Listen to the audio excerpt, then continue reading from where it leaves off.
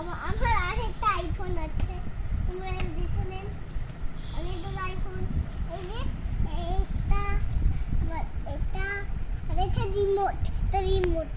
আর এটা হলো আমার অন্য তারকা একটা স্পিড রিমোটের জন্য আমাকে দিচ্ছে।